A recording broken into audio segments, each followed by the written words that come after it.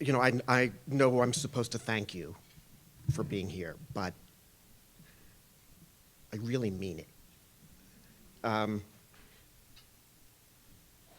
So I'm very tired. This has been going on for quite a while, which has made me think that I'm really getting old. So one of the reasons I'm glad to be here is, well, if you take one thing away this morning, here's what it is. How do you know when you're old?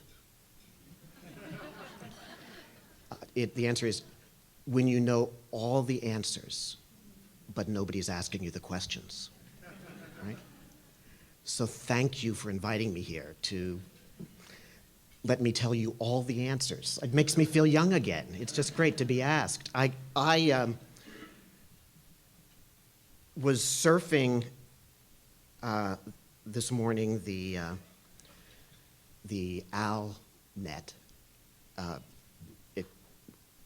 That's from the 2000 campaign. We started calling it the Gore Net, but that sounded too violent. So we started calling it the Albert Net, but that sounded too geeky. So the ALNet. I was surfing the ALNet and was following the unfolding drama of Vallejo versus Piñera. Now, how many of you are following the Vallejo versus Piñera? Nobody. Oh, one person. Okay. So, well, you all should be following it.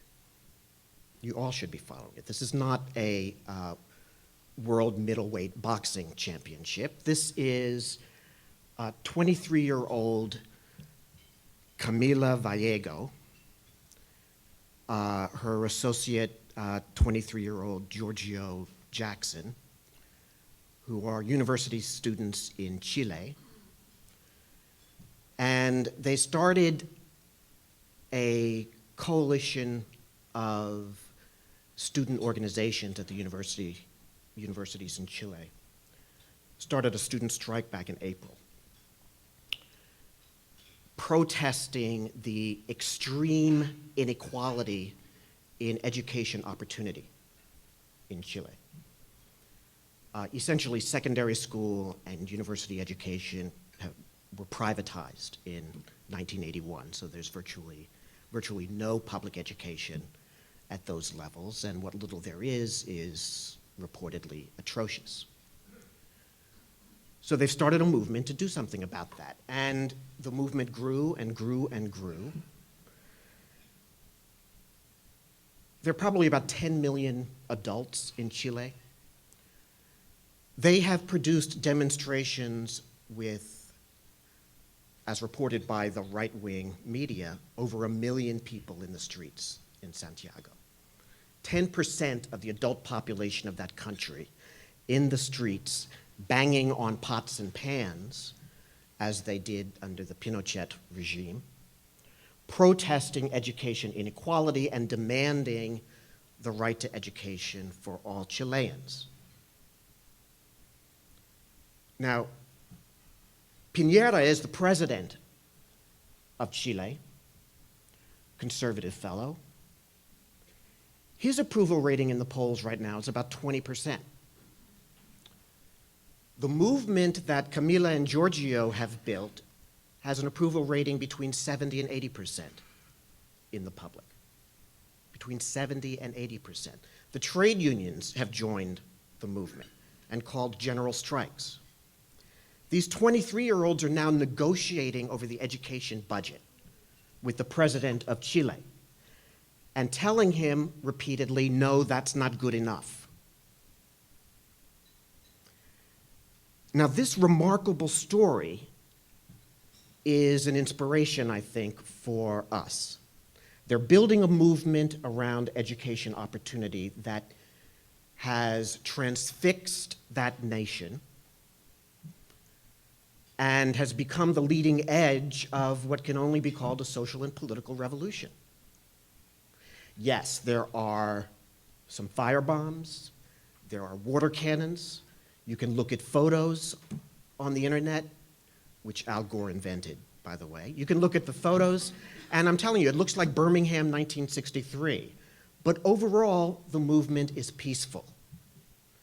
And it looks like it's pretty effective.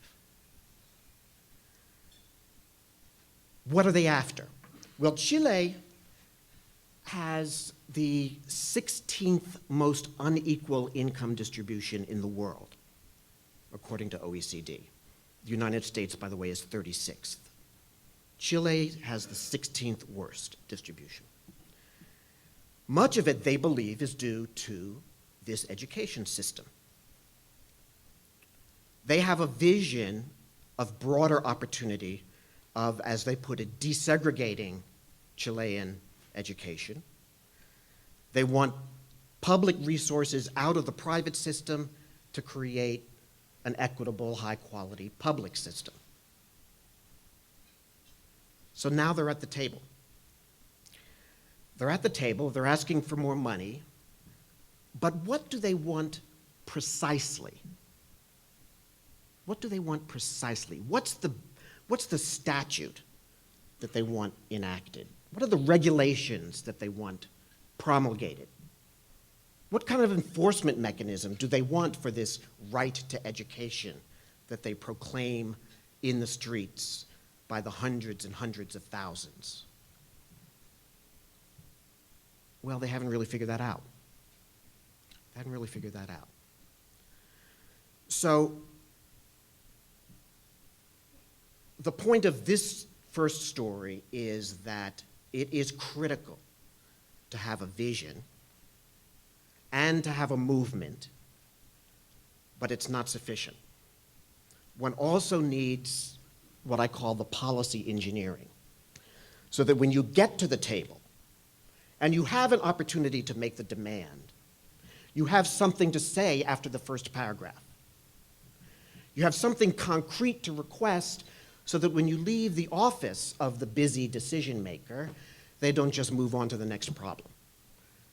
You know, some of you have probably heard me describe my favorite New Yorker cartoon, which was published back in the 60s sometime. I have no idea what I was doing reading the New Yorker when I was in middle school, but I was probably just looking at the cartoons. So the cartoon is of this guy sitting behind a desk. It looks like for some reason, it looks like a State Department bureaucrat to me. And he's got 3 boxes on the desk, and one says in, there's a stack of paper, and one says out, there's another stack of paper, and one says too hard, there's this big stack of paper, right? So we all do that, right? If you get something in front of you and it just looks too hard, you park it on the side, and you try to work on things you can actually do something about, things you can understand, things where you think there might be progress. It's a rational allocation of your time. And education reform is often like that because it does seem so very difficult. So very difficult. I still say that working on race is not rocket science. It's harder than rocket science. Well, now after my Berkeley colleague has just won the Nobel Prize in Physics for discovering that the universe is accelerating in its expansion, dark energy and all of that, now I am absolutely convinced that education reform is not astrophysics. It's harder than astrophysics, right? I mean, we know how to calculate how fast the universe is expanding, but tell me how to reduce the dropout rate of English language learners in Chicago? Well, I think I'll put that in the too hard box and go work on something easier, like Middle East peace. All right, so story number 2.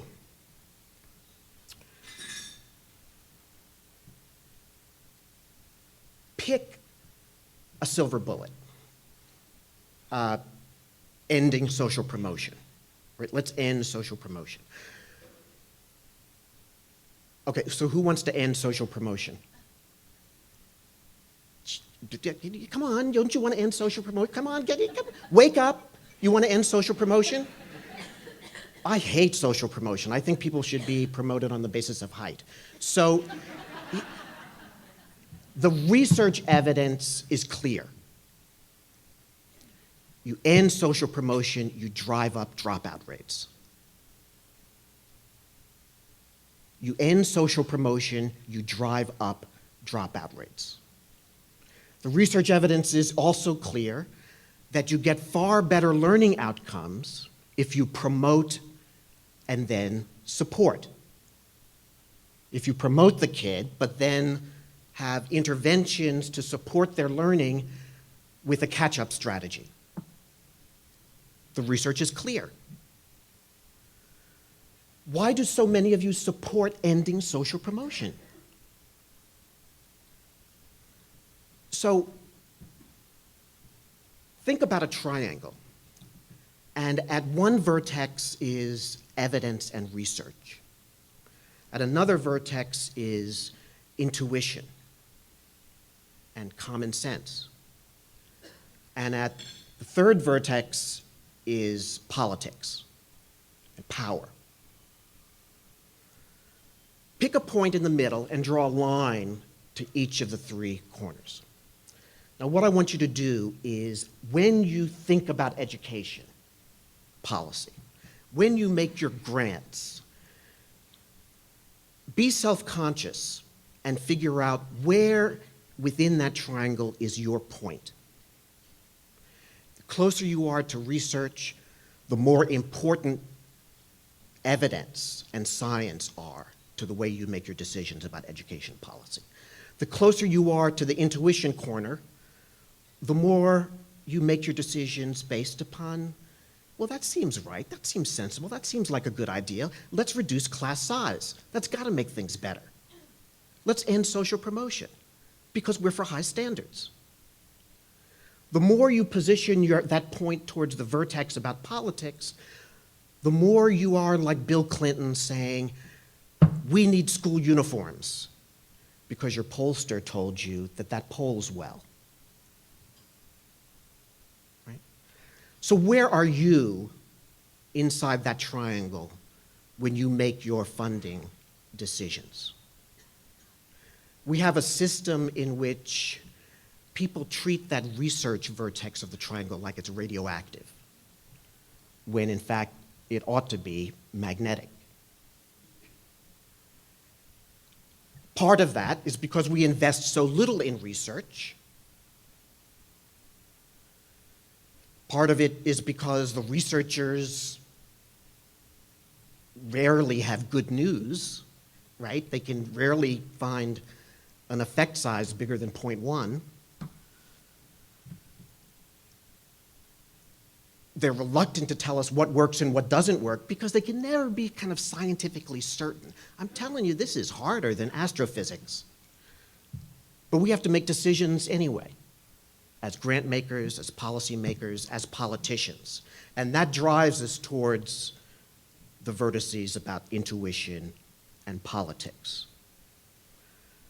If we're really going to make progress, if we're really going to get rid of the shelf full of snake oil, and start using prescriptions that make sense, if we're really going to start investing our education dollars efficiently, then we have to start spending our money and our energy on things that don't work. Now, you might say, well, that's not a very challenging proposition, but it is.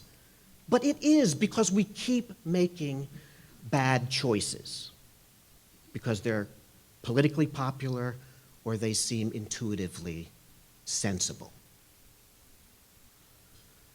So sure, sometimes, look, you gotta make a decision, you make your bet, you pick your strategy, but at least if you're forced to do that, in the absence of good evidence, make sure you evaluate what you're up to and be prepared to change your strategy when you discover it doesn't work very well.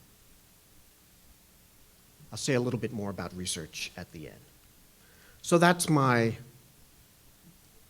second story. The lesson being, find yourself in that triangle in a self-conscious way, and don't be seduced by the comfort of intuitive or popular decision-making.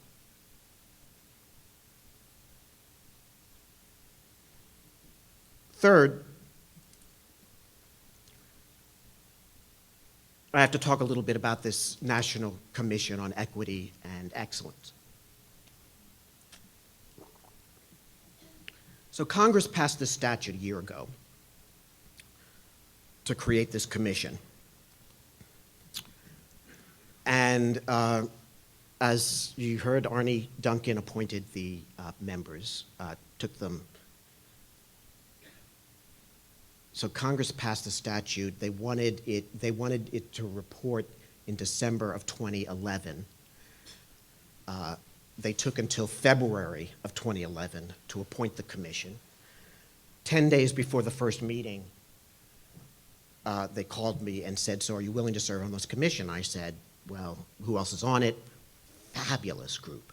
So I said, "Well, okay, if they're willing to be quixotic, who am I to say I'm too busy?" That was my first mistake. The next day they called back and said, "So hey, would you be willing to co-chair this commission?" Right, this is 9 days before the first meeting. And I said, "Well, with whom?" And they said, "Well, we're trying to get Reed Hastings, the CEO of Netflix, to do it." And I said, "Well, gee, that's good." Thinking to myself, well, if I'm chairing it, I can reduce the likelihood of it being a waste of time. Or in the alternative, if it's a waste of time, I know who to blame. Right?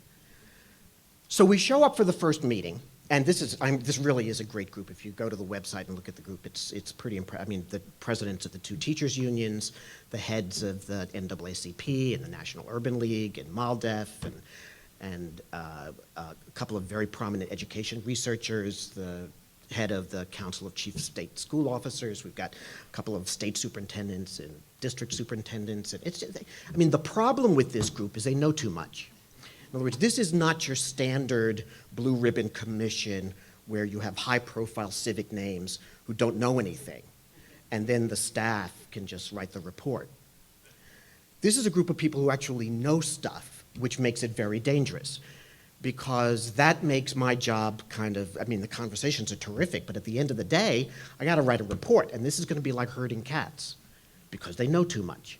And everybody has a tape that they like to press and deliver their talking points and their wisdom and so forth. And to write something that is not a concatenation of everybody's reform agendas, that makes your eyes glaze over, it's going to be tough. It's going to be tough, but we're going to do it, even if I'm the only one who signs the report. We're going to do that. The ambition, roughly stated, well, the first important ambition we started with was to avoid utter embarrassment. And we've got a shot at that. But then the more ambitious goal is to take A Nation at Risk from 1983 and do for the ed reform movement a similar exercise, but with a focus on equity. To update A Nation at Risk in that sense, because it was a compelling report. Those of you who were around and paying attention remember that it kind of galvanized people to think about the problems in our education system in a more serious way. And in my view, it laid out a framework, standards-based reform, et cetera, that has really charted the course for the school reform movement for over 25 years. It's been the idea that people picked up and run. I'm not saying that they invented the idea. Al Gore invented the idea. It's been shaping school reform, and we haven't gotten where we need to go. It's had some success, but not enough success. So take a deep breath and ask the question, now what? Now what, especially because we recognize that the equity challenges threaten to do all kinds of terrible things to our society, are already doing all kinds of terrible things to our society.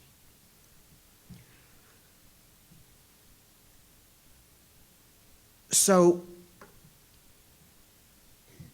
the secretary and the members of Congress came to us and they said, you can talk about anything you want to talk about. There are no sacred cows. Nothing is off limits. Criticize anybody. Praise anybody.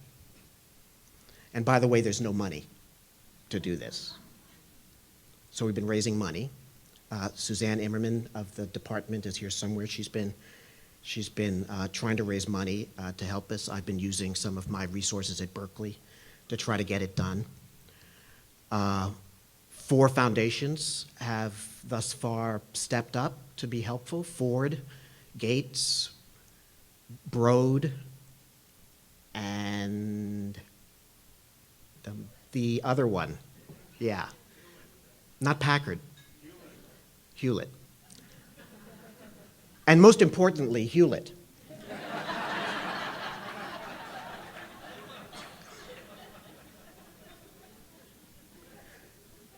But I need more money, so send me more money, please. If you send me $25,000 when we do the rollout, I will not only acknowledge you, but I will speak to 3 audiences of your choice. Pick your grantee, so forth. You know, I mean, if you send me $100,000, I'll marry you.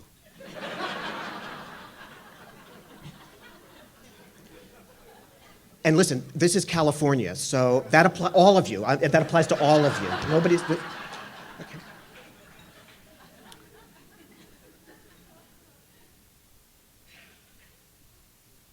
It would be easy to write a report that just gives the laundry list, the received wisdom. But I think what we need, as I study what's happening in Chile, I am convinced that what we need is, let's not call it a vision, but let's call it a pole star. Not standards-based reform, because we've been following that and it's not good enough. You know, I mean, so we got that, right? We need high standards, we need global compatibility, we need, every kid needs to have access to a high quality curriculum, blah, blah, blah. We got that, okay? But it's not enough. Okay, so we need another way of focusing our energies, our engineering, our passions. We need another pole star. So I will be most pleased with this commission if we can identify a pole star that resonates, and from that pole star that's guiding our progress, we can derive the particular strategies. And we can engineer them carefully enough to create, forgive the word, actionable agendas. Now, we're not going to do the policy engineering in the report, thank God, because we have to be done in 3 weeks or something like that. So, right, I mean, we've only got until December. So what's the pole star? Send your suggestions, you know, to me, along with your check, and I'm easy to find on the internet.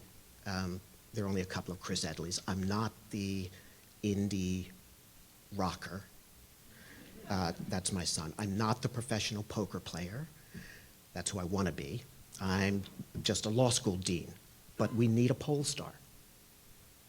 So let me try this on you, just trying this out.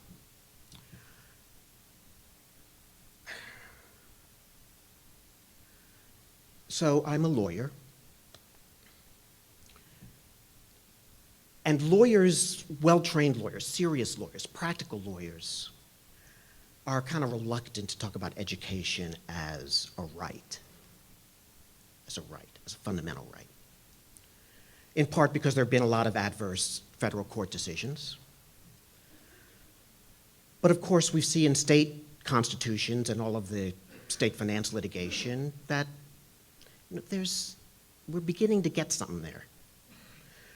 We see in provisions like Nicholby, No Child Left Behind, this idea that, well, you know, we need highly qualified teachers, maybe in the next iteration, highly qualified and effective teachers, and they have to be distributed equitably.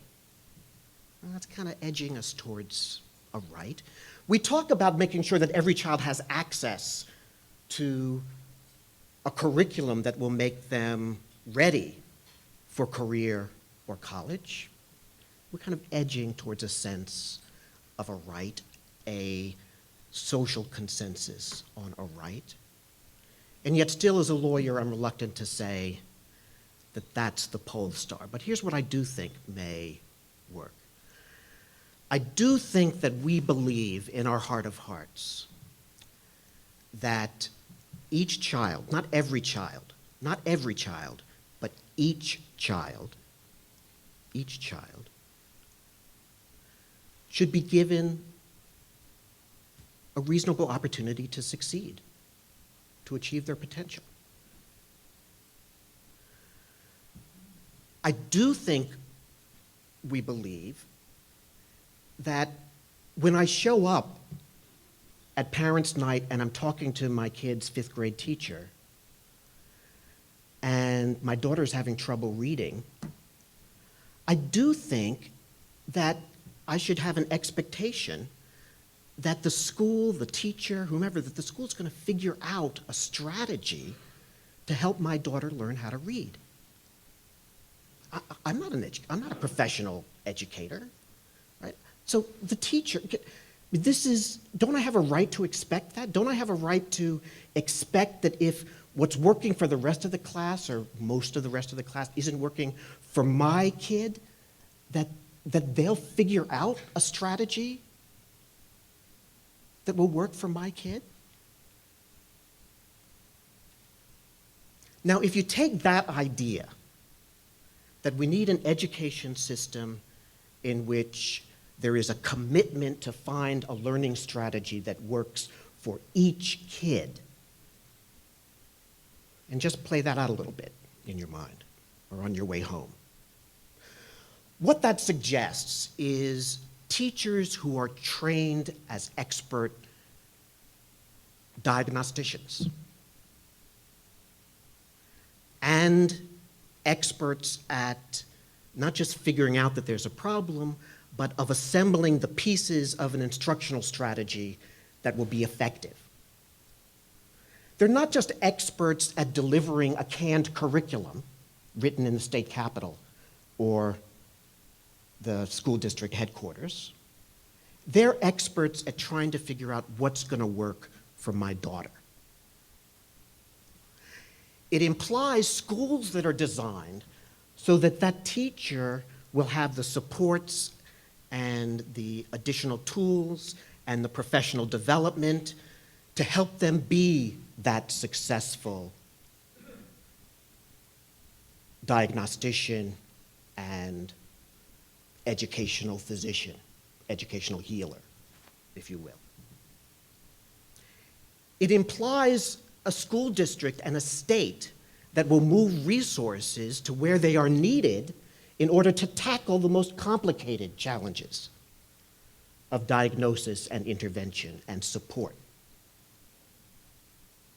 It implies a strategy that breaks down the stovepiping of education and other social services and rallies what is needed to support this child, even if they don't come from a middle-class home and a community that supports learning and achievement and success. Because it implies a system that's not willing to say that opportunity is segregated by zip code.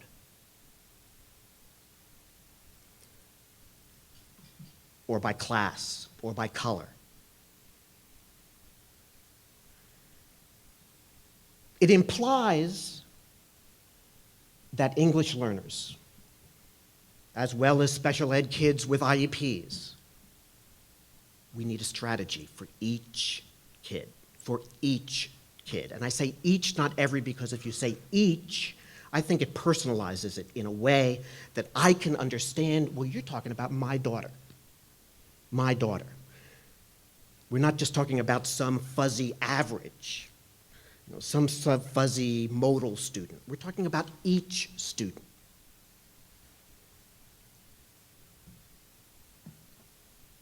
Now, I think that's sexier than standards-based reform. In part because I think it's right. I think that that reflects a value that is about the worth of human beings, as well as about kind of the cost-benefit analysis of what do we need to compete globally and who's going to pay for Social Security when I get old, right? And how do you make sure that families can survive the economic cycles? They've got to have an education. No, it's about all of that. But I have to tell you, I don't believe that cost-benefit analysis can shatter a stone of selfishness. It won't be persuasive. In order to build a movement, we have to find ways to appeal to the selflessness that is also part of our character. And from that build a commitment to the moral imperative of finding a way to instruct each child. Each child. So I'm not for opportunity that is defined by social myth and political scam.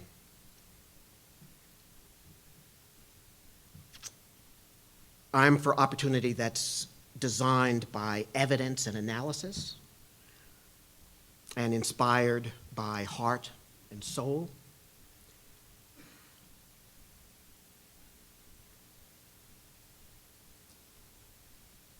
And I want you to make investments that help us in that direction. So let me leave you by just briefly mentioning 2 or 3 choices that you have, besides whether to marry me.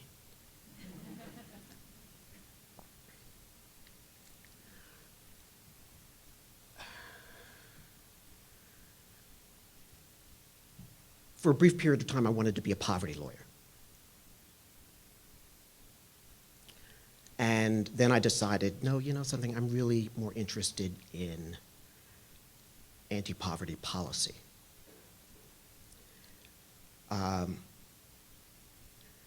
Being a poverty lawyer is deeply rewarding work. But for me, the reward comes in sort of doing this policy engineering and political systemic change. So some of you in this room, for whom everything I'm saying is probably irrelevant, some of you in this room are all about promoting social change by funding social services, by funding the retail good works and demonstration projects and so forth that make a difference, a palpable, observable difference in people's lives, or at least you hope it will. And that's great. The other choice, of course, is to be more intentional about systemic change.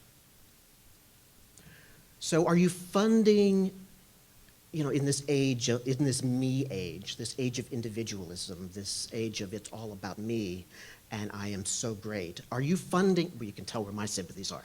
Are you funding social entrepreneurs? Right, that fabulous change agent working in their community, organizing parents or whatever. Are you funding social entrepreneurs, or are you actually trying to fund social movements? Social movements. Now, Camilla is terrific. Giorgio is phenomenal. I did a video conference with him yesterday morning. It's amazing. I'm ready to quit my job and go down there and help him run for president. If only I could speak Spanish as well as my wife. So, but their power is not just that they're great entrepreneurs. Their power is that, Camilla has 300,000 people following her on Twitter, which after only 4 months is half as many people as the president of Chile has following him on Twitter. He can't get 1 million people in the streets in Santiago, but she can. That's a movement. That's a movement, not just an entrepreneur. Are you creating new organizations led by this glamorous entrepreneur, or are you strengthening existing organizations and trying to build coalitions and networks and a movement? Are you making bets based, so that's one choice you make. The other choice I've already mentioned, are you making bets based on your intuitions and your common sense and a couple of anecdotes and a charismatic leader who said, I'm doing this interesting stuff, give me money? Or are you making bets because you have rationally calculated that this is going to lead us on a path towards whatever you think the pole star is? Where are you, in other words, on that triangle that I described earlier? And lastly, you have a choice about to whom you hold yourself accountable. Now, accountability in philanthropy has taken a turn towards, forgive me, the dark side. The management consultants, the bean counters who want to document what's been the payoff of this investment. And I'll tell you why I think it's the dark side. Everybody's autobiographical. I confess I'm autobiographical. I'm going to wrap up in about 3 minutes. While I was growing up in the 60s reading The New Yorker, my father was a program officer at the Ford Foundation, and as several of you know. And he gave the initial grants to help create the Mexican-American Legal Defense Fund, the National Council of La Raza, the Sierra Legal Defense Fund, NRDC, Pearl Deaf, the Joint Center for Political Studies in Washington, and a bunch of other stuff that's still around, Now, when he went to the president of the Ford Foundation and said, I think I want to start this thing, we want to call it the Mexican-American Legal Defense Fund. The president of the Ford Foundation didn't say, well, tell me what the deliverables are and how you're going to quantify your success. If he'd asked that question, we would not have MALDEF. We would not have the Sierra Club Legal Defense Fund. We would not have the California Rural Legal Assistance Program. Because movement building, it's harder than that. It's harder than bean counting. It's harder than astrophysics. So I'm telling you, if you make your decisions within the box, the iron box of Bain and Company or Bridgespan, then you will not be successful entrepreneurs. You will not be successful movement builders. You will be small. I promise you, you will be small.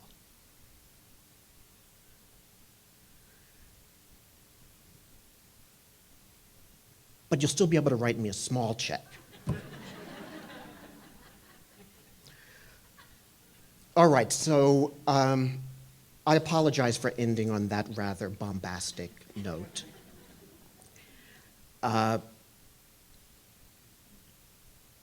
Because what I really want to leave you with is a sense that when I look at what's going on in Chile, then I know that education reform does not belong in the too hard box. It belongs in the can-do box.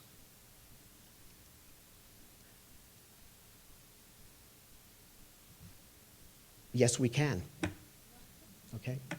Thank you very much for inviting me.